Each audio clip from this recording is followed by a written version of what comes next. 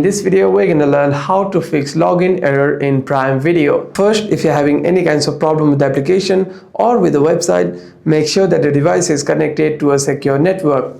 Swipe down on the control center and turn on your Wi-Fi or cellular data, however you prefer, and connect to a secure network. By doing so, you shouldn't be facing any problems regarding your internet connection.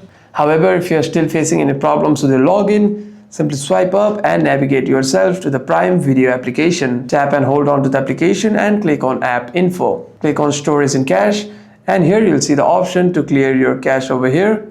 Click on Clear Cache and click on Clear Storage to delete your files of the application. By doing so, the next time you open the application, you shouldn't be facing any problems with your login. However, if you're still facing any other kinds of problem with the application, you can simply restart your device once and open the app again.